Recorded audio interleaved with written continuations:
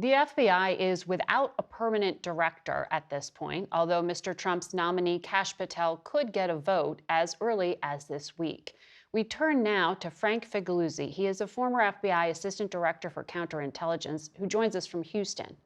Also, here's CBS News Justice correspondent Scott MacFarlane. And you cover Justice and FBI, a lot happening in both of the departments. And I want to bottom line first with Frank, if I could, digging into your experience here. If you can help us understand the reporting from our Andy Trier and Pat Milton that the executive assistant directors, those in national security, cyber, criminal divisions, are being forced to resign, retire, or face termination.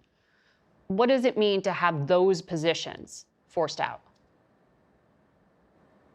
Yeah, when you combine that essential layer of leadership, executive assistant directors control multiple operational divisions. So at least a half a dozen of those reportedly are gone. And then you get down to the level of at least 2 or 3 special agents in charge in the field, including Miami, Washington field office. You are starting to lose too much experience. And if this plays out next week, as reportedly it might, with regard to dismissing hundreds or thousands of special agents in the field who have touched January 6 cases or Trump-related cases, this makes America less safe. This is not reduction. This is not efficiency.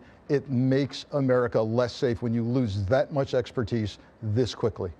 Okay, just to follow up there, Scott MacFarlane, what Frank was referring to is the list that was requested.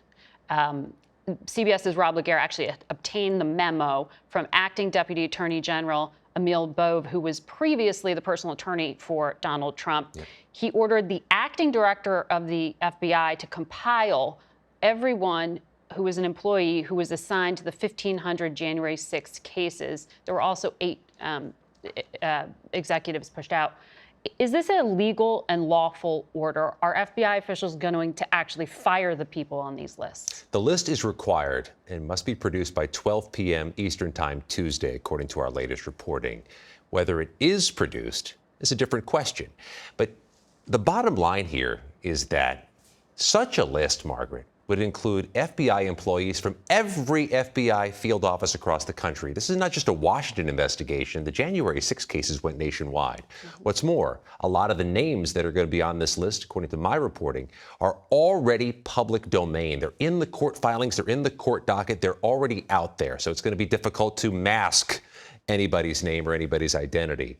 Whether this is legally permissible is a different question. Whether these firings are legally permissible is a different question. We know the acting FBI director, in a memo sent to his employees, he emphasized that there are robust protections. His word is robust protections for FBI agents against employment actions.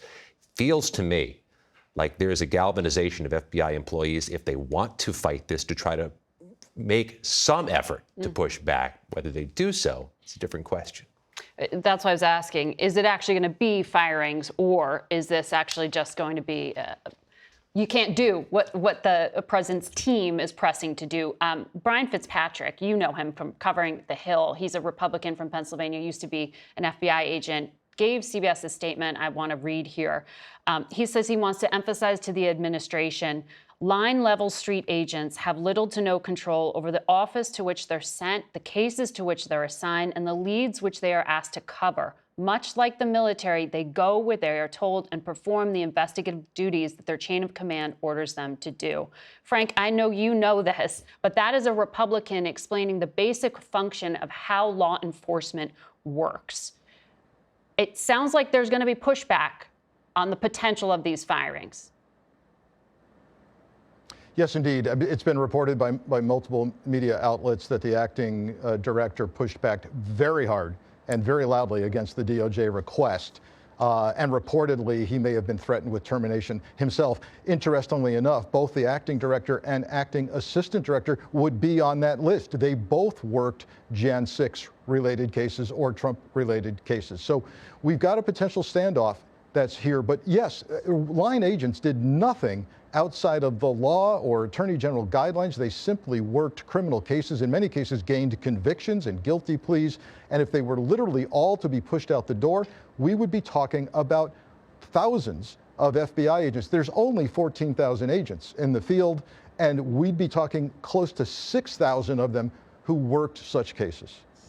And Scott, we were just talking about Kash Patel, the boss, isn't in place yet. He was asked under oath before Congress if he knew of some of these actions that were underway, literally as he was testifying. He said he didn't know anything about the firings. Is it credible, and is it going to be a problem for his confirmation? This might have been simultaneous, Margaret. These questions, including from Senator Cory Booker of New Jersey, were happening as a lot of this communication was going back and forth over terminations, resignations, retirements. Kash Patel has been on a trajectory towards confirmation as the next FBI director almost from the jump. The one vote I've been watching closely, Thom Tillis, the North Carolina Republican, up for re-election in 2026. He introduced Kash Patel and validated him. It seems nobody has jumped up this weekend to say, I'm now opposed. Scott MacFarlane, it's going to be another interesting week in Washington. Thank you for bottom lining it.